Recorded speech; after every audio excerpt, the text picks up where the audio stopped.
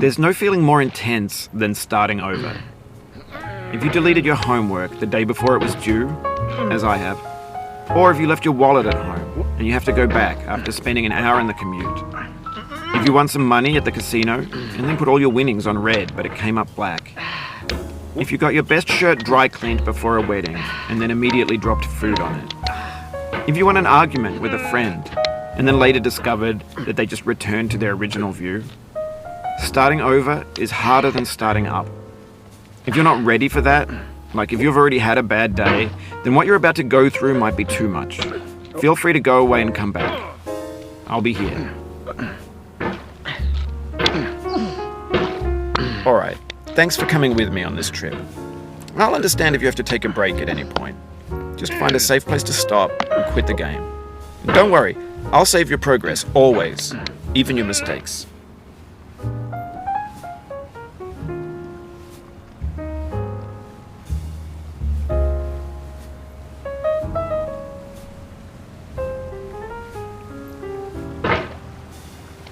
This game is a homage to a free game that came out in 2002, titled Sexy Hiking.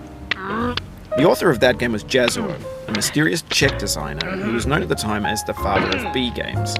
And B games are rough assemblages of found objects. Designers slap them together very quickly and freely, and they're often too rough and unfriendly to gain much of a following. They're built more for the joy of building them than as polished products.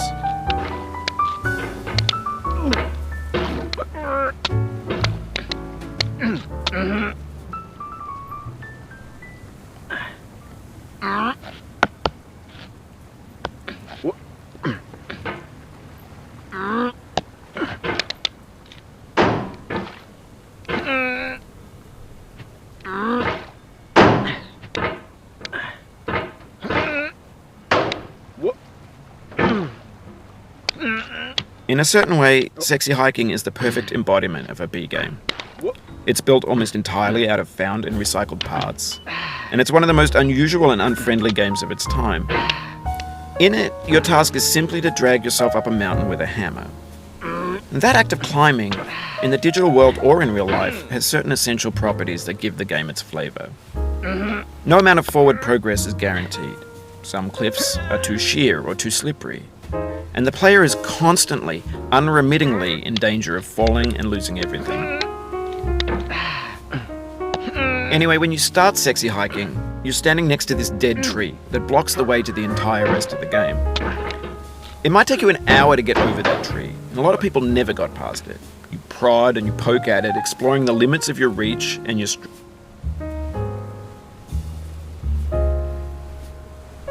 strength, trying to find a way up and over.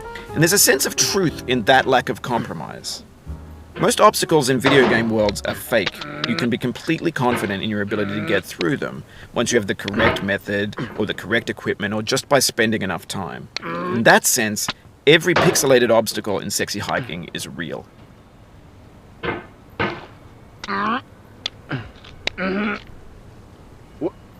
Oh, you just lost a lot of progress. That's a deep frustration, a real punch in the gut.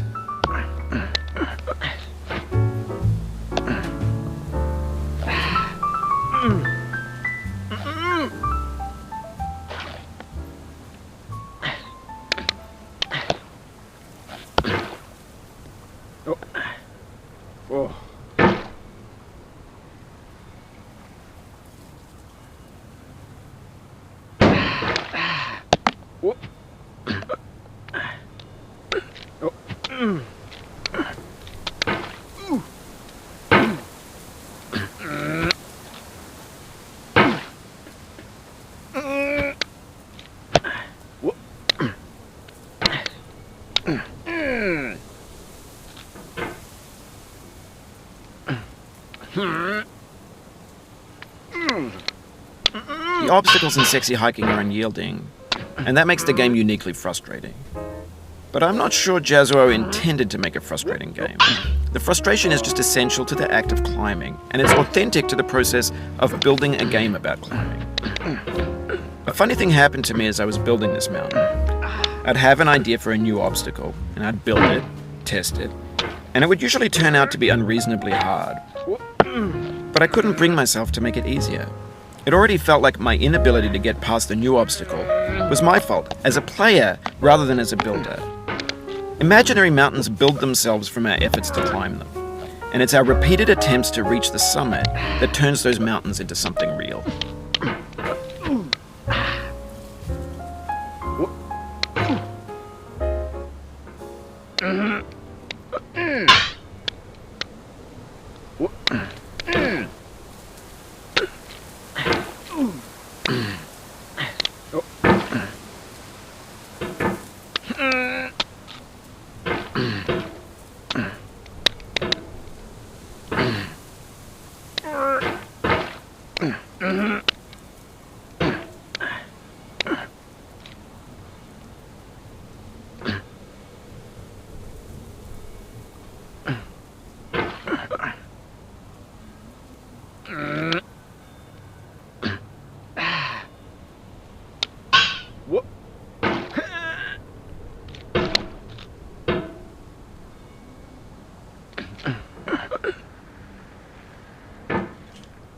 When you're building a video game world, you're building with ideas.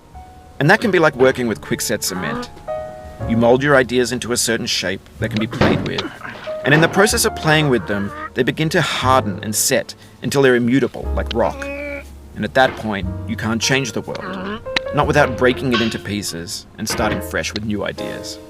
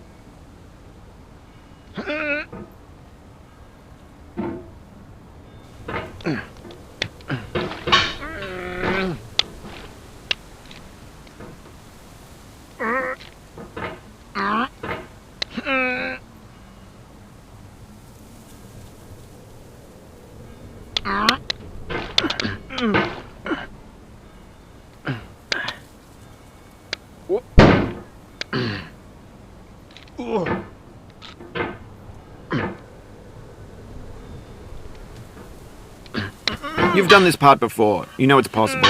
Just do what you did the first time.